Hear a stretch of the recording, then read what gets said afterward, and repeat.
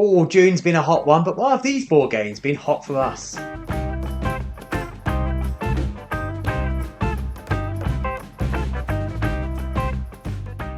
Hi, I'm Libby, this is Julian, and together we are BoxedMeeples, and it's that time of the month again. What were our favourite games that we played in the month of June? And there was a lot to pick from because, of course, it was Expo month here. I was working, but you got to play. I played a lot of games in June, and because it's the UK Games Expo, I really wish I'm picking a more sophisticated game that would blow me away, and I was showing me a new style of play or had some amazing resources. Actually, my game does feature both of those, but I'm going for the game Boop. Now, I bought this at the Expo. You did. And I checked on my stats. I've played it 37 times. No, to be fair, you have played it previously. I played it online. You played a lot online. Yes. So those 37 plays were all in June. This is in June. I played it 37 times in June. That's how much I've enjoyed Boop. I played it on a boat. I played it by a pool. I played it in a bar. If there's an occasion when we're away where I could have just got out the cats, I was doing it. Yeah. Because I played on a plane, played it at an airport, or waiting for a plane. Yes. Everywhere I've been playing Boop. I played it on Father's Day, where your daughter insisted that she continue to play Boop until she manages to beat you. I played it in a restaurant. So, yeah. Yep. If there's a table and 15 minutes, it's Boop time.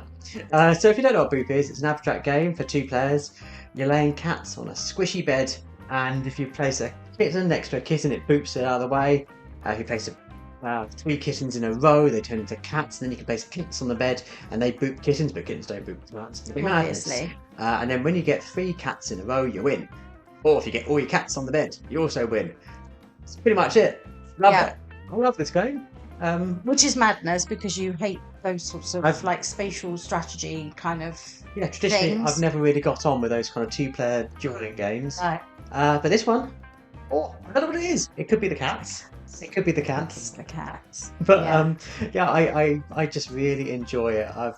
I like the tactics, and then obviously the more you play it, the more you realise the depth of it. It's someone kind of said it's like a really advanced version of Noughts and Crosses on a bigger board. I kind of get that logic, but there's so much that goes on in this, and when you start actually breaking it down, it looks like a really cute game. It's very simple to explain, but there's a lot of thinking that goes on here. It's a very thinky game. It says in the box. It is quite thinky. And I heartily recommend it. Hard to get, keeps selling out, but if you see... Yeah, well, I feel like there's new versions coming though, isn't there? I've definitely heard versions of a Halloween-y one. It's called Boom. And I think maybe there's a Christmas... If there's a Christmas one, I'm getting it. I mean, I want a dog one. I need puppies and dogs. And then you can play the cats and I'll play the dogs. It will be brilliant. But yeah, that's my game. Yeah. My game of the month is Viking Raiders, which is another one that we did play with the designer actually at the Expo. And for me, that was a super highlight because I was working all of the Expo, teaching games, doing lots of bits. So I didn't actually get to go around and actually play loads of the different games that were on offer, and this was one of the few that I did, so it was quite a moment for me. And we've since taken it away with us on holiday. I mean, we obviously liked it so much that I managed to sit in the sun for too long with the sangria and burn my back. Whoops. That's how absorbing it is. Yeah. I'm blaming you. Yeah, probably. I took the sunny spot to help. Yep. But I mean, we've been able to take it travelling, which is super handy. I like nice compact box, easy to get out and play, and such fun play with it. The raiding is amazing. It's a really great balancing mechanism because what you do is you have the 3 suits and you're choosing which one you want to attack, and then the person you're attacking basically gets raid protection cards equal to the number of those things they have in their hand, and then there are some variants to that actually. Some people have some cards which will give them more protection, or and so that really plays things up as well if you manage to get special powers. But what's really good about the raid is it's not randomly held in your hand. You kind of position where you want the raid protection cards to be in relation to where you want your best cards to be. It ends up with this kind of really fun second guessing. Those mind games of do I pick that one? Because last time you put it on the far right, so you're going to put it there again. And we had a lot of fun actually with the designer where he was watching us trying to second guess each other and beat each other. And that was lots of fun as well. Yeah, it really was. And I think that's when I completely lost the plot. It was, last point on the Sunday, and I was exhausted from the expo, and I ended up having the berserker cards in my hand, which allowed you to block the raids, and I completely sort of bypassed what they even did. He raided me and then took the berserker card and was like, what's this? And it turns out I have 2 of them in my hand, and I did the same thing again later. Oh, but what's amazing is when, we're sort of early on-ish in the game, when everyone's only got sort of 1s, maybe someone's got a 2 of something, and then another player sort of lucked out and managed to pick a card that's a level 3, which they shouldn't naturally have, but there are some ways in which that can happen. And then you manage to raid and you take that 3. I mean, that's joyous. Yeah. And you get you're just collecting up your little points, and it really swings back and forth, taking from each other, getting these awesome special actions, and then all of a sudden it's Idrisil.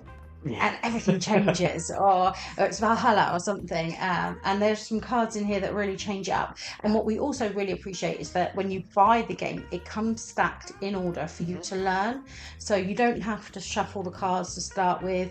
There's some sort of how to play cards as they go along, and then they go, you won't have seen this card before, let me tell you what that does, and then you can continue playing with this new little element, and that it just teaches you as you go, which is just really amazing in a game. I wish more games did that. You just open a deck of cards and you're ready to play. It's so clever how it's done. Mm-hmm.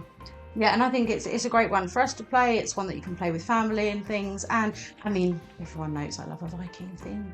It's Viking endorsed, because at the expo there's a Viking village, and the amount of Vikings who came through to have their game signed while we were playing with the designer was incredible. Yeah, I mean, I just think if it's good enough for a Viking, it's good enough for me.